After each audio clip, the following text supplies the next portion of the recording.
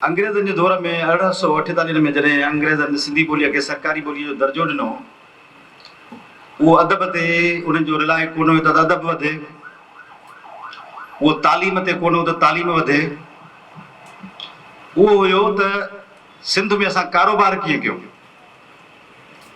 हुननि खे असांजे अदब सां बि वात कोन हुई त असां जेको अदब वधंदो, असां जेको हीअं थींदो, हुन में सभु थी पवंदा, उहे शयूं हुन में शामिलु थी वियूं, उहा अलॻि ॻाल्हि हुई। या असांजी तालीम थींदी, तालीम हुननि असांखे वर्निकुलर स्कूल जेके असां प्राइमरी स्कूल चऊं था, उहे हुननि ॾिना। एंग्लो वर्निकुलर स्कूल या मथे जेके असां सिंधी माण्हुनि पाण ठाहिया हुआसीं, जेके बि हुया, कुझु असांजे काकनि ठाहिया, कुझु असांजे वॾनि लीडरनि ठाहिया, उहा हिकिड़ी अलॻि तारीख़ आहे। ऐं जॾहिं सिंधी ॿोलीअ खे हुननि नाफ़िज़ कयो त साईं सिंध में सिंधी ॿोली थींदी, त उहा त थी वई, त उहा लिखी कंहिं में वेंदी, उहा हुन लाइ वॾो क्वेश्चन हो। साईं आफ़ताब अबड़े साहिब जी उन ते PhD आहे। पोइ उन ते जॾहिं वॾा बहस थिया त उन में सिर्फ़ु 2 माण्हू हुया जेके चवनि पिया त इहा अरेबिक स्क्रिप्ट में अचे, ॿिया चाहिनि पिया त उहा ख़ुदावादी में अचे, 4 माण्हू चाहिनि पिया त ख़ुदावादी में अचे, 2 माण्हू चाहिनि पिया त सिंधीअ जे अरबी में अचे। ऐं उहे इन करे पिया चवनि त उन ख़ुदावादी में कारोबार लिखिबो आहे। त मुंहिंजे इन शइ खे कोट करण जो मक़सदु इहो आहे त सिंधी ॿोलीअ जो जियापो कारोबारी ॿोलीअ में आहे, अदब में या ॿियनि शयुनि में उनजो सेकेंडरी आहे। अदब अॻे बि हलंदो, शाह लतीफ़ अॻे बि हुयो, लिखियो बि वेंदो, पढ़ियो बि वेंदो, माण्हुनि खे हुनजा हाफ़िज़ हुया, यादि कंदा हुया।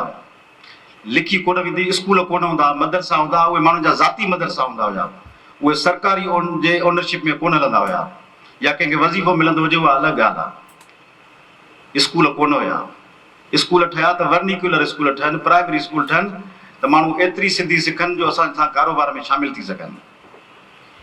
त असली इशू जेको आहे असांजो उहो इहो आहे त असां ख़ुदि, जीअं असांजी इसाक़ साहिब ॻाल्हि हिकिड़ी सुठी कई त स्टेक होल्डर 2 आहियूं, हिकिड़ो सरकार, ॿियो असां पाण।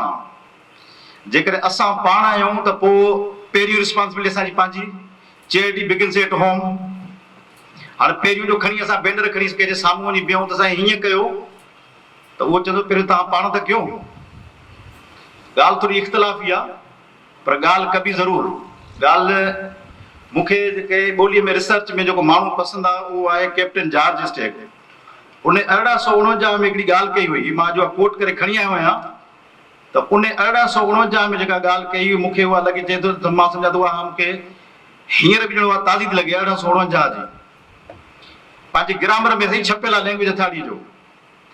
चए थो सिंधी माण्हुनि सिंधी ॿोली जे इब्तियात खे हमेशह नापसंदि कयो आहे, ख़ासि तौर ते उहे जेके पढ़ियल हुअण जी दावा कंदा आहिनि।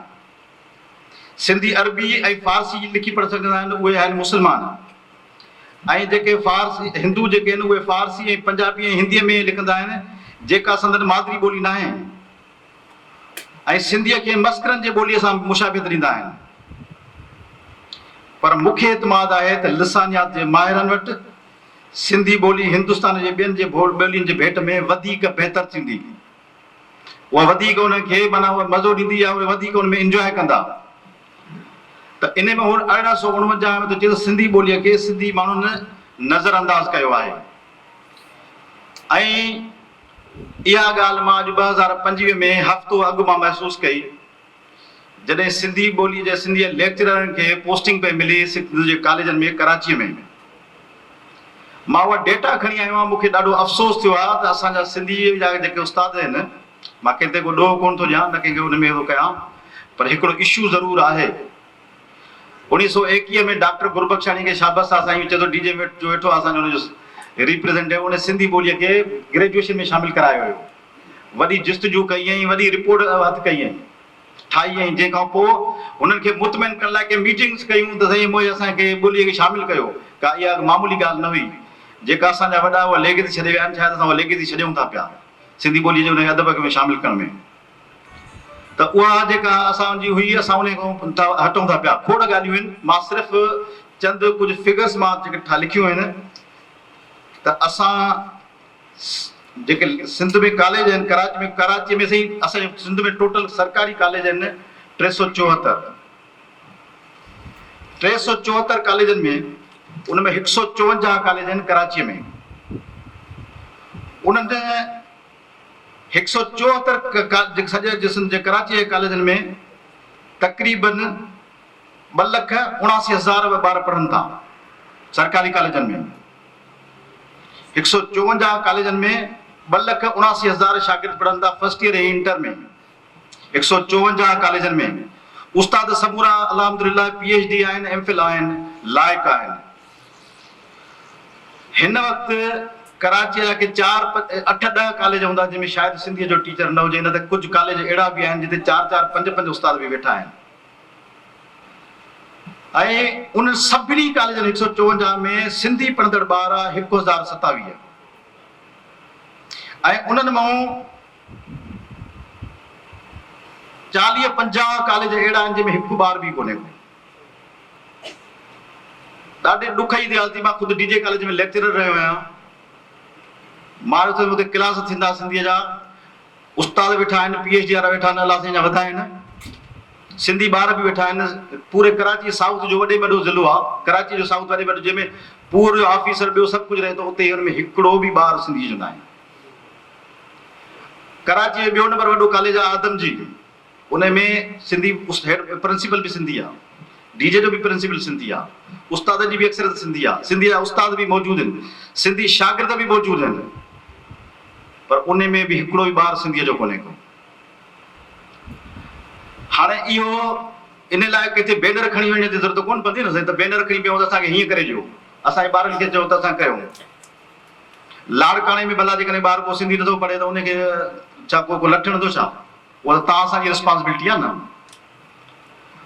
त इहे शयूं जेके आहिनि, चैरिटी बिगिन्स एट होम, जेकॾहिं असां इहो बि न आहे असांखे साईं चयो त साईं असांजा फलाणे कॉलेज में पढ़नि था, उहे इन करे था पढ़नि त उहे क्वालिटी एजुकेशन ॾियनि था। भला असां हिकिड़ो त अहिड़ो स्कूल ठाहियूं, उहो सिंधी मीडियम सां, भले इंग्लिश मीडियम सां गॾु उर्दू मीडियम सां सिंधी मीडियम बि पढ़ाए, पर उहो क्वालिटी जंहिंमें असां मजबूर थियूं त पंहिंजा ॿार इन में पढ़ायूं। भला इहा त असां एतिरो करे सघूं था न, त असां हिकिड़ो अहिड़ो कयूं।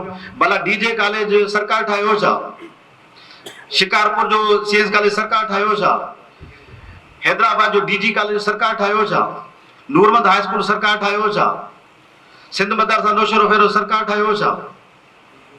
उहो कंहिं ठाहियो? असां ठाहियोसीं, असांजे वॾनि ठाहियो। त असांजी पंहिंजी बि त रिस्पॉन्सिबिलिटी आहे त असां सभु चवंदासीं कयूं। इहे अहिड़ियूं शयूं नंढियूं नंढियूं शयूं आहिनि जेके असां पाण चाहियूं त करे सघूं था। ऐं इहे कॾहिं थींदियूं जॾहिं असांजी सिविल सोसाइटी जेका आहे उहा सुजाॻ हूंदी, उन में प्रैक्टिकली कंदी। इहे न मां चवंदो आहियां असांजी सिंधी ॿोलीअ सां लॻाव जज़्बाती आहे, असांखे सिंधी ॿोलीअ सां मोहबत आहे।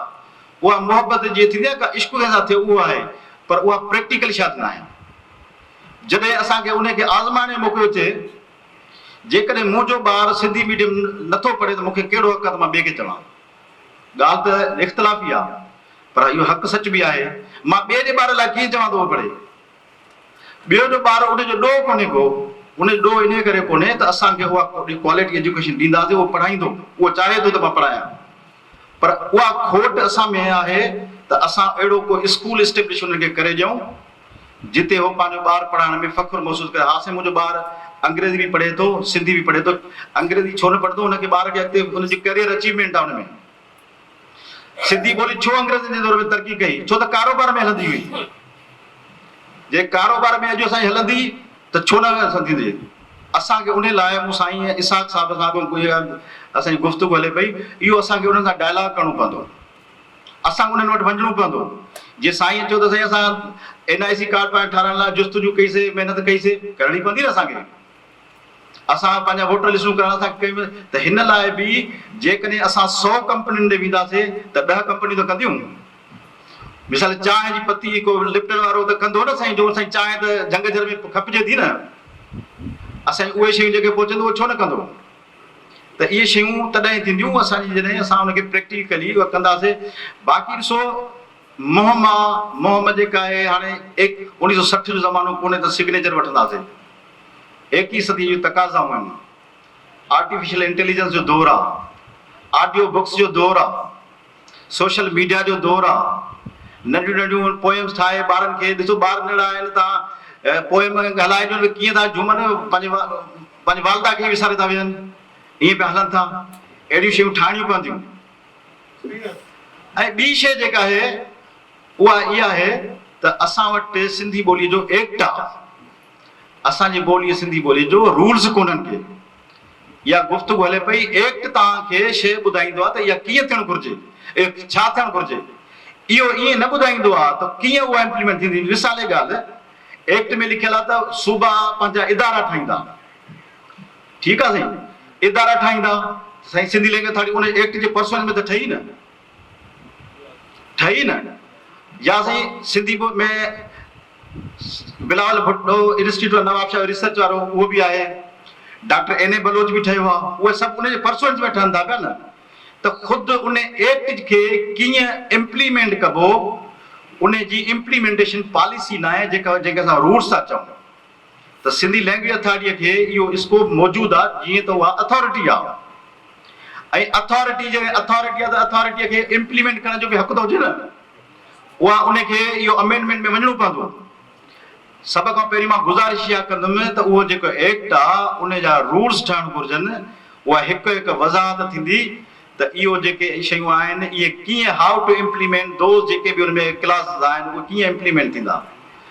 इहा कानूनी ॻाल्हि आहे, बाक़ी जज़्बाती नारे हणण सां नथो कोन थींदो। असां पहिरीं इहो कयूं न। साईं आफ्ताब अबड़े साहिब बिल्कुलु सही ॻाल्हि कई, मां बि चवां थो सिंधी ॿोलीअ ग्रामर कोन्हे को, साईं सां मुतफ़िक़ आहियां। ऐं इहा सिंधी ॿोली में आहिनि 7 हरफ़, बाक़ी ऊंधे लॻी पिया। चङा भला माण्हू इहे सोशल मीडिया ते असां बि न चाहींदे बि माण्हुनि खे जवाबु ॾींदा आहियूं, त ईअं न हूंदो आहे। त इन्हनि सवालनि जा जवाब असांजे वटि मौजूदु आहिनि, असांखे ॾियणा पवंदा, असांखे पाण हिनखे सम्झाइणो पवंदो। त मुंहिंजी इन में चंद बसि गुज़ारिशूं आहिनि त असांखे पॉलिसी ठाहिणी पवंदी, ऐं पॉलिसी सिंपल हूंदी, उन्हनि खे ई वज़ाहत करणी पवंदी।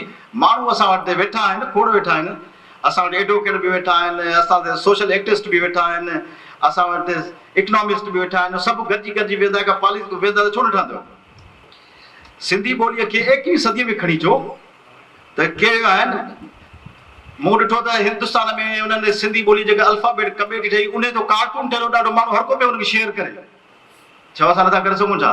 मवाद असां वटि मौजूदु आहे, माण्हू हर कंहिंखे इंट्रस्ट पियो थिए। त उहे जेके सिंधी कलाम, सिंधी शयूं कीअं उहे ठहिनि, उहे असांखे उन में करणु घुरिजनि, कार्टून ठाहिणु घुरिजनि, डॉक्यूमेंटरियूं ठाहिणु घुरिजनि। मॉन्टेसरी ॿारनि लाइ को ॾियो, ॿारनि खे ॾियो कनि। मूंखे यादि आहे 2-3 साल अॻु का मीटिंग हुई सरकारी, उन में उन्हनि चयो त असां चाहियूं था त असांखे ॿुधायो त असां वटि कहिड़ी वाज़िब पॉलिसी आहे। वाज़िब पॉलिसी त आहे, पर उनखे इम्प्लीमेंटेशन मां जीअं गुज़ारिश कई, उन चयो त असांखे इम्प्लीमेंटेशन पॉलिसी ॾियो। त मां उन वक़्तु साईं चेयरमैन न हुयो, त मूं फ़ोन कई, उहो वेठल त साईं तव्हां वटि भला सिंधी ॿोलीअ खे प्रॉपर कीअं तव्हां इम्प्लीमेंट कंदा, कहिड़ी शइ आहे? त हुन चयो, चई साईं असां वटि अहिड़ी का शइ कान अथव। पोइ मां उते ख़त लिखियो त तव्हां अचो, इन्हनि शयुनि ते अचो न, असां जेको असांजो होमवर्क आहे उहो त असां कयूं न। सिंधी अदबी बोर्ड जो हिते कानून कोन ठहियो आहे। सिंधी लैंग्वेज अथॉरिटी जा रूल्स ऑफ बिज़नेस जेके आहिनि उहे उन पर्सनल में न ठहिया आहिनि। ॾिसो कानून त ठाहियो न असां पाण, असां सिर्फ़ु नारो त कोन हणंदासीं। असां खोड़ ॿिया इदारा आहिनि, एन ए बलोच जो कोन ठहियो आहे अॼु ताईं। इहो केरु ठाहींदो? मुंहिंजी गुज़ारिश इहो आहे त होमवर्क कयो पंहिंजो, असां कीअं पॉलिसी ठाहे सघूं था, कीअं उनखे सिंपल करे सघूं। ॿियो मुंहिंजी गुज़ारिश इहा आहे त उतां शुरू कयूं जेके शयूं पॉसिबल आहिनि, पॉसिबल जेके शयूं आहिनि उनखे कयूं। उन सां मतिलबु इहो न आहे त पोइ असां पंहिंजे कंहिं शइ खां हथु खणंदासीं। सिंपल शयूं आहिनि, पहिरियों पाण में इंट्रोड्यूस करायूं, पाण में मुतारिफ़ करायूं त असां छा था करणु चाहियूं, पंहिंजे माण्हू खे कयूं, ऐं उन खां पोइ असां जॾहिं पंहिंजे घर में ई असांजे में लॻी पहुची त पोइ ॿिए सां ताईं न पहुची सघंदासीं। सो इहे नंढियूं ॻाल्हियूं आहिनि, नंढियूं गुज़ारिशूं आहिनि। ऐं मुंहिंजे आहे त तव्हां असांखे साईं खे, साईं इसाक़ साहिब खे गुज़ारिश आहे, मां साईं खे पर्सनल बि रिक्वेस्ट कई, अॻो में असां कचहरी कईसीं, उन में कई त सभ खां पहिरियों अचो त हिकिड़ी असां हिन जी का सरकारी पॉलिसी ठाहियूं जेका उन एक्ट जे पर्सनल में हुजे। वरी महिरबानी।